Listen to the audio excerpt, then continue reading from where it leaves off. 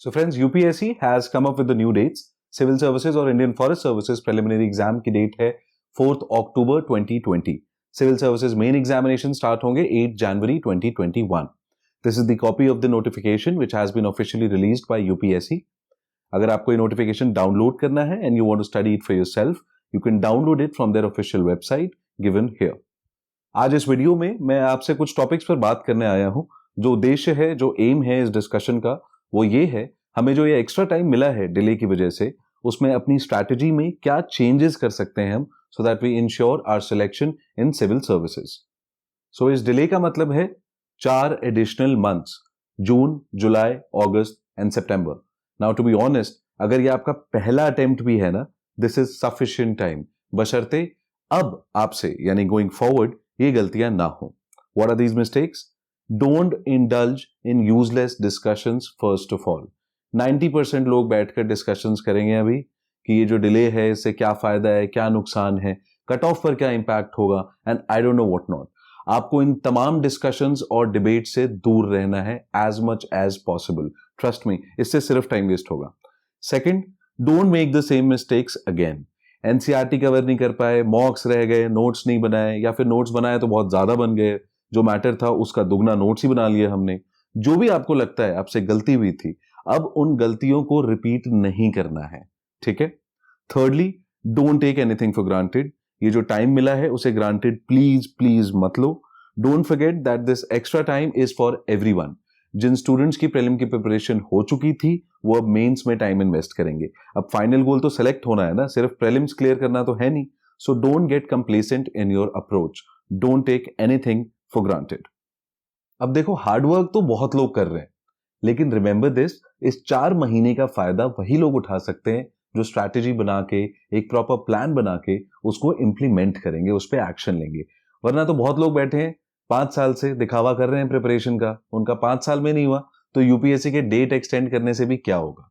So please be committed to your study plan. Now from my own experience I would like to make some recommendations. देखो, अगर आपका already plan बना हुआ है and if it is working for you, then you don't have any reason to change it. लेकिन अगर plan नहीं है या फिर आप उसको इंप्रूव करना चाहते हैं, देन आई एम श्योर इनमें से कुछ चीजें आपको जरूर हेल्प करेंगी. Now see, UPSC is known to make things difficult. इसका रीजन क्या है? रीजन है that they want to ensure that everyone, no matter where they are from, what their educational financial background is, everyone should have a fair chance. They know that some candidates may get unfair advantages over others. UPSC देखो paper सबके लिए set करता है, students from rural backgrounds to students who are from metropolitan cities. अब सबके पास अलग अलग affordability है, सबकी फाइनेंशियल सिचुएशन अलग है. आप अगर यूपीएससी के पॉइंट ऑफ व्यू से सोचो और आपको सबके लिए एक फेयर चांस क्रिएट करना है irrespective of the economical limitation, geographical limitation etcetera, तो आप क्या करोगे? आप बेसिक्स को सबसे ज्यादा इंपॉर्टेंस दोगे, राइट? इसीलिए जो पहला पार्ट है, जो पहला पॉइंट है स्ट्रैटेजी का, वो है बेसिक्स कवर करना और वो है एनसीईआरटीज कवर करना. देयरफॉर एनसीईआरटी करनी ही करनी है, ये अवॉइड नहीं कर सकते. और किसी के नोट्स और for that matter any coaching material cannot substitute NCERT. Remember, UPSC is counting on the knowledge that is there in the NCERT. वो अज्यूम करके चलते हैं कि हाई फाई कोचिंग के मटेरियल्स हो ना हो, बेसिक बुक्स तो सबको अवेलेबल हो ही जाती हैं.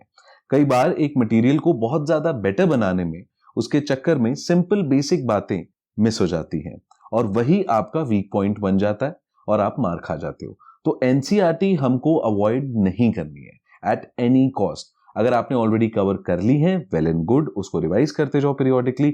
अगर नहीं की हैं, कुछ रह गई हैं, तो उनको प्लीज कंप्लीट कर लो सबसे पहले. तो जो एक्स्ट्रा टाइम मिला है वो सबसे पहले एलोकेट करना है एनसीईआरटीज को. Now let's come to the next point, current affairs. तो देखो, आइडियली आप सितंबर तक का करंट अफेयर्स करो. रीजन क्या है कि मेंस आपका इमीडिएटली बाद में है, तो मेरी ओपिनियन में बैकलॉग आखिर बनाने की जरूरत ही क्या है? वर्स्ट टू वर्स्ट अगस्त एंड तक का आपको कवर करना ही पड़ेगा. अब कुछ लोग बोलेंगे कि यार पेपर तो पहले ही बन गया था, तो देखो ये फालतू का डिस्कशन है, इसका कोई फायदा नहीं है. यूपीएससी पेपर फिर से भी डिजाइन कर सकता है और मैं और आप कुछ नहीं कर पाएंगे. और जब टाइम है ही तो आखिर रिस्क लेने का पॉइंट क्या है भाई? Please avoid any and every kind of debate on this कि कब तक का पूछेंगे, किस मंथ का करना है, वगैरह वगैरह। इन बातों का कोई फायदा नहीं है। आप अगस्त एंड का लेके चलो, उतना तो आपको करना ही है। And if possible I will suggest please extend this to सितंबर, क्योंकि ये चीजें आपको मेंस में डेफिनेटली काम आएंगी, specially the dynamic portions. Alright, now third point is pending static portions. I am 100% sure कुछ ना कुछ मोस्ट ऑफ द स्टूडेंट्स का रह ही गया होगा। कोई ना कोई कहानी हो गई होगी, सोचा होगा एंड में कर लेंगे, फिर टाइम मिला नहीं, जो भी रीजन है। अब टाइम मिला है तो उसको सबसे पहले खत्म कर दो। जो भी टॉपिक्स बचे, लक्ष्मीकांत के, इन्वायरमेंट के, पोस्ट इंडिपेंडेंस ईरा के, जिनको हम लेके चलते हैं कि ये तो पूछेंगे ही नहीं हमसे, ये तो मेंस के लिए है, तो आपसे मेरी रिक्वेस्ट है कि ग्रांटेड मत लो यूपीएससी को। अभी रिसेंटली पेपर्स में भी हमें लैंड रिफॉर्म्स, आईपीआर, इन सब पे क्वेश्चंस देखने को मिले हैं प्रीलिम्स में, तो उनका कुछ नहीं जाएगा। आपके यूथ का एक और साल बर्बाद हो जाएगा। Please don't take anything for granted. जो भी स्टैटिक पोर्शंस आपके बचे हैं, complete them thoroughly. Now coming to CSAT. देखो, as per the last year trends, CSAT का लेवल अच्छा खासा है, ठीक है। नो मैटर आपको मैथ्स कितनी भी अच्छी आती हो, नींद में लगा लेते होंगे या कोई क्वेश्चन भी, लेकिन आपको प्रैक्टिस करनी पड़ेगी। कई लोगों ने, मैं समझता हूं, सीसैट एंड के लिए छोड़ दिया होगा, but now that you have time, don't make the mistake of taking CSAT for granted. UPSC के पास बहुत ही डेंजरस वेपन है ये सीसैट। आपका पेपर चेक ही नहीं होगा। तो आपसे रिक्वेस्ट है मेरी, प्लीज सीसैट को हल्के में मत लो, ग्रांटेड मत लो। अभी ना भी करो, पहले ये 3 पॉइंट्स कवर कर लो, उसके बाद मॉक्स जरूर लगा लेना सीसैट के। 8 से 10 मॉक्स टाइम बाउंड मैनर में, अलग से टाइम डिनोट करके, एक विंडो बना के, सुबह चाहे शाम को, जब भी टाइम मिले, उसको प्लीज प्रैक्टिस कर लेना। अब आते हैं लास्ट पॉइंट पे, दैट इज मेंस। ये उन लोगों के लिए है who are confident that their prelims preparation level is more than satisfactory. अगर ऐसा है, विच आई बिलीव कई स्टूडेंट्स के साथ हो सकता है, then please start covering the grounds for mains also. तो सबसे पहली चीज जो इसमें देखनी है हमें, वो है जीएस स्टैटिक पोर्शंस। अब जैसे कई टॉपिक्स हैं, लैंड रिफॉर्म्स, आईपीआर एटसेट्रा, इनसे प्रीलिम्स में भी क्वेश्चंस आते हैं। So start spending some time with the static portions of GS. आपका मेंस का ग्राउंड तो कवर होगा ही, प्लस आपको प्रीलिम्स में भी एडवांटेज मिल सकता है। Next is optionals paper 1। Now see, in most of the optionals paper 1 is static portion. तो अगर आपको लगता है कि your prelims trophy is not in danger, then आप अपना टाइम पेपर 1 को देना शुरू कर सकते हैं। बहुत ज्यादा फोकस नहीं करना है इस पे, लेकिन side by side you must have a dedicated time window to prepare for optionals paper 1। This will prove to be a great advantage जब आप अपना प्रीलिम्स फोड़ के आओगे उसके बाद। Next is essay and answer writing. See, writing is an art, it needs to be developed. That's the reason many brilliant students जिनके साथ knowledge is not the issue becomes expression. Answer writing को optimise ना करने की वजह से वो रह जाते हैं। एंड दिस इज मोस्टली क्योंकि as a matter of fact most of us don't pay enough attention to it. Prelims तो निकल नहीं रहा, ऐसे लिख करके क्या फायदा। But now that you have time, इसको आप प्लीज थोड़ा टाइम दो। Next is ethics. Now majority of the people don't even pick this subject before they clear prelims. इसके पोटेंशियल को मेरी रिक्वेस्ट है, please do not under estimate. कई IAS toppers हैं जो एथिक्स की वजह से पार लगे हैं। तो अब क्योंकि टाइम है, so you can start exploring these things, specially case studies. थोड़ा चेंज भी हो जाता है जो आपका रेगुलर स्केड्यूल है उससे। सी, एथिक्स एंड एसे के लिए एक और रीजन की वजह से मैं एम्फेसाइज कर रहा हूं यहाँ पे।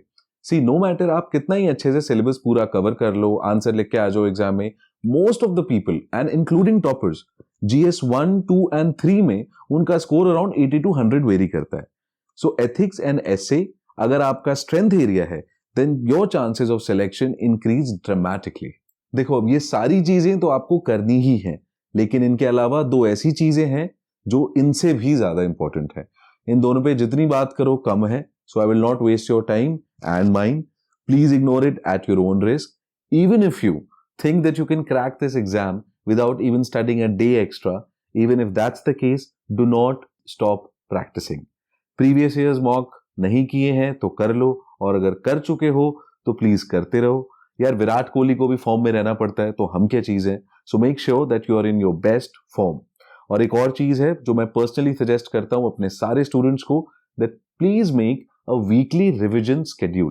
You need to periodically revisit what you think you have covered.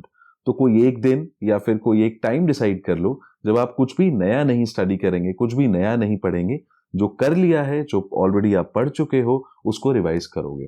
This is very very crucial for your success. Guys, I wish all the best to each and every one of you. 2 चीजें करनी है, please remember that. Be committed to the plan and be committed to your health. So stay safe and stay focused. और अगर अपने कुछ काम की बात लगी हो इस वीडियो में तो प्लीज लाइक द वीडियो. और अगर आपने सब्सक्राइब कर दिया है तो क्या ही बात है. Thank you so much and thanks for your time. See you soon in our next video.